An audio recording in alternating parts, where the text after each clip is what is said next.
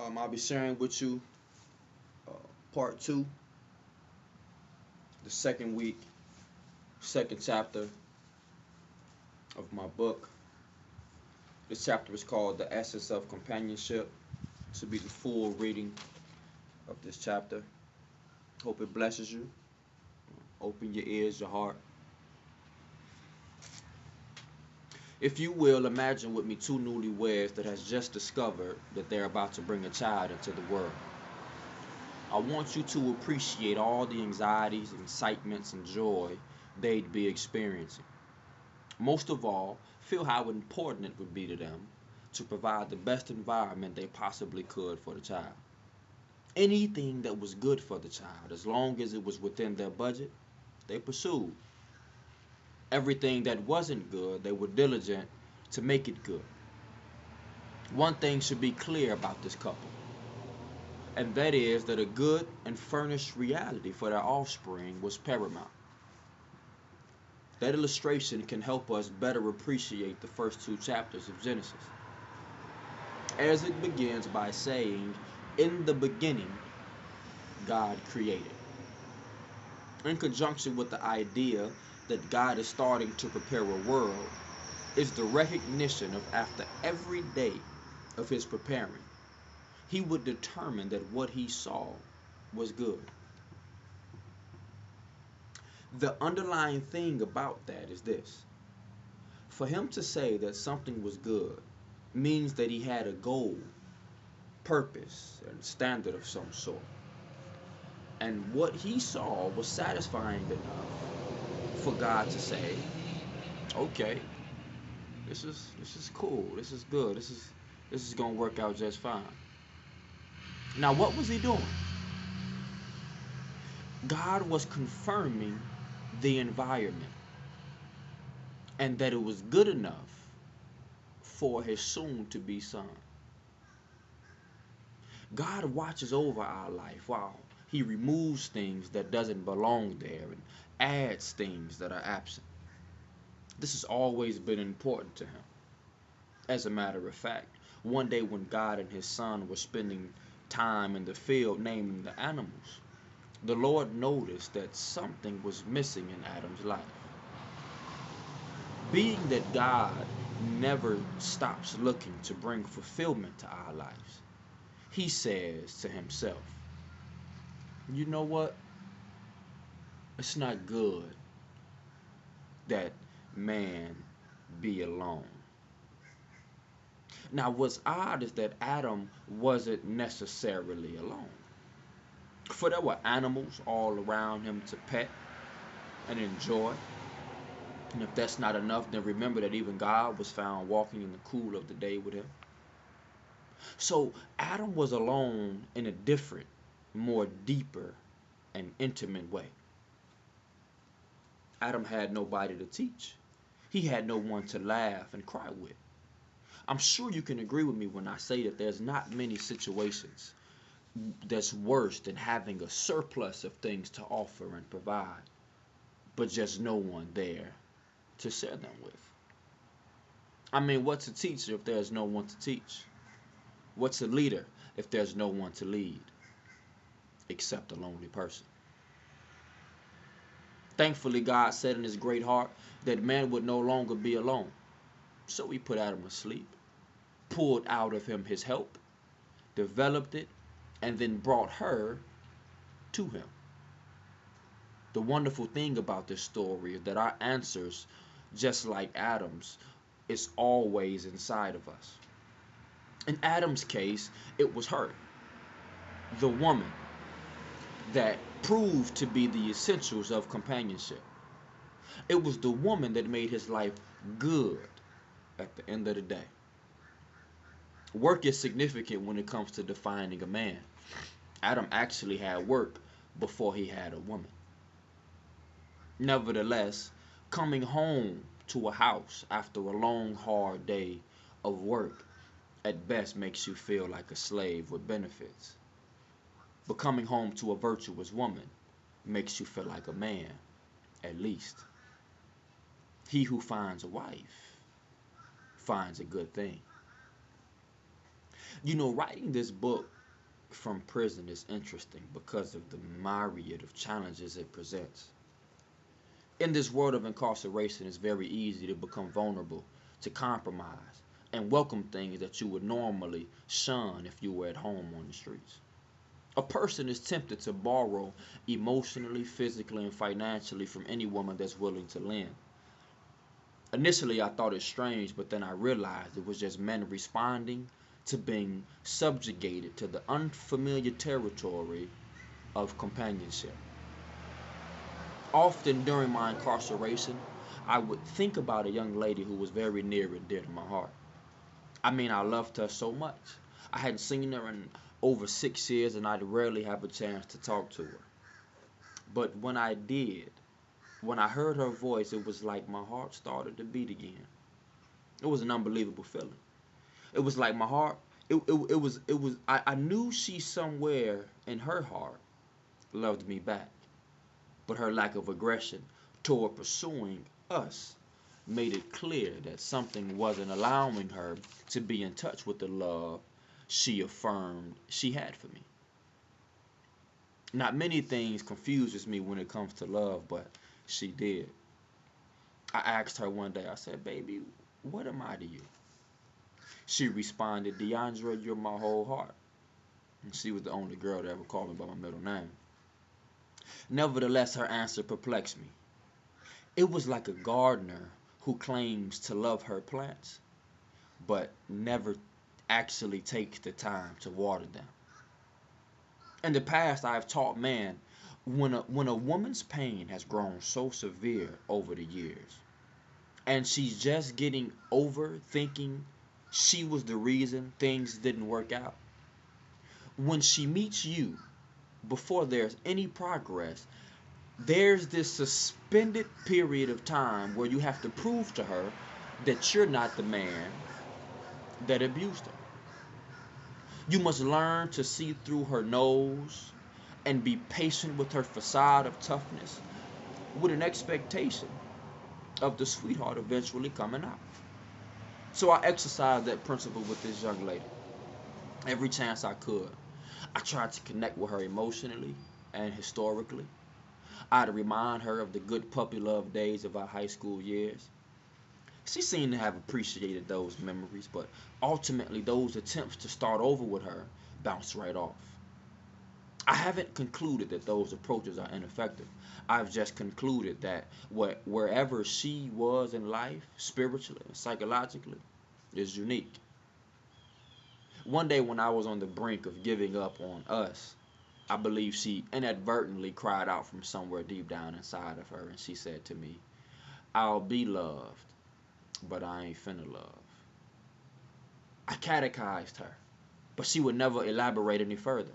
It was like she slammed the door right in my face. I suddenly realized that what she said was the very thing she's held prisoner by. Those words are the platform, the throne that she sits on. So to debunk her from the stronghold of that mentality would be to set her free and propel her to an utopia of love. Then again, I'm being optimistic and suggestive. It's probably easier said than done. Perhaps I'm being selfish by not empathizing with her process of healing. Furthermore, if I'm not careful, she'll become a project to me, or some sort of machine with a computer glitch, that if I just press this button, cut that wire, and turn her this way, then she'll be fine. Well, if it were that simple, then she'd already be happy. Maybe in her own world, she is happy. I mean, just because she doesn't exemplify the prototypical life of my liking doesn't mean she isn't satisfied with it herself, right? I assume that some of you reading this book may think it's sufficient enough to say, well, hey, Devin, if she smiles and she's happy, then you should be happy for her too. And I've contemplated that. But friends, I really have a hard time inhaling that thought. Not just for her, but for every woman. Because any woman who has found themselves content with being alone has wandered from her natural element. Just for the record, God never does something just because it's within his power to do. Everything he does is full of and bulging with purpose. Therefore, there's a fundamental reason there's male and female. It doesn't matter what the world says, approves, or accepts. If you fall when you're alone, then woe to you, because there's no one there to pick you up. There are so many reasons in life. There are so many seasons in life that are cold and can't be avoided. So if two lie down together, then they can keep each other warm. How can one be warm alone is the question. This is what I want all of us to see. The only time being alone is tolerated by life, the only time you're proud of declaring your independence and that I don't need anybody attitude is when everything is seemingly going well for you. Nobody seems to need anybody when they think they have everything, right? To our shame, we hide behind success the same way makeup covers up the blemishes on our face. Oh, but the moment life confronts you and ambushes you with tragedies and hardships that transcends your own strengths and abilities, you then understand that you were not meant to undergird nor endeavor life by yourself. Think about it. You can't even come into this world by yourself. So what is it about us that makes us think we can manage in this world by ourselves? The only thing we can hope then is that we still have people around us that will forgive us and welcome us back in their lives with open arms. Please remember this. Nothing that exists by itself. The only someone that's self-sustained and doesn't depend on anything to continue on is God. He borrows energy from no one. The air that you need to live comes from the plants and trees that you feed with the air that you don't need. We are all necessarily dependent on something. And compassion is the offering of your care and concern to manufacture someone else's fulfillment inwardly. Compassion is spiritual and is one of the few things that preserves us from growing embittered and resentful. One will spend all their life trying to acclimate to independence. I know the world sponsors independence, but the world is not the teacher. Not to mention that the world itself is dependent on things like the sun, water, and technology. Even the world, can escape the logic of companionship. This is the crux of what Satan, our adversary, is doing. Trying to get us to operate independently. What did Jesus say? A house divided cannot stand. In other words, when collaborative efforts regress to individuality, then positive results vanish. The reality of this sinful world is upheld by the pillar of independence to God. Let's take God out of the classrooms. Let's take him off the money. He didn't create us. Praying in Jesus' name is offensive. Let's not be naive. The enemy is indoctrinating the world with a foreign policy stating independence from God. This has been his intentions from the beginning, to disengage us from the mind and presence of the Father. Now he's diligent to pry us away from the Lord's design and order of things. Male and female are not enemies. We are each other's company. Yet for far too long, we've misinterpreted each other's differences. Listen, I know she's a spender and you're a saver, but that's nothing to fight about. Here's the proper interpretation. Okay, She balances me.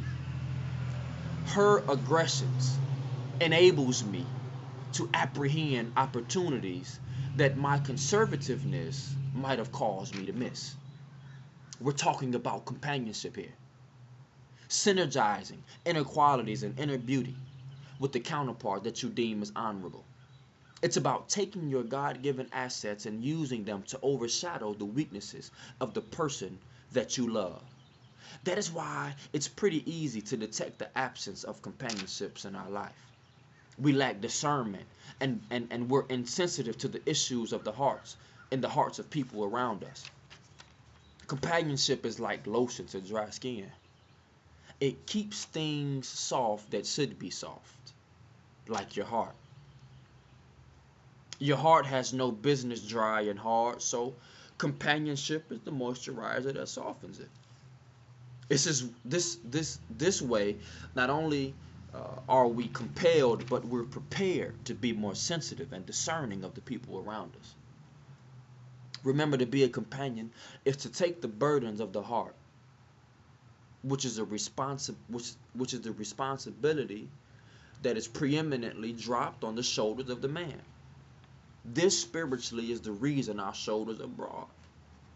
Women, I beseech you, no matter how hard and far you may be driven to independence, always remember the essence of companionship.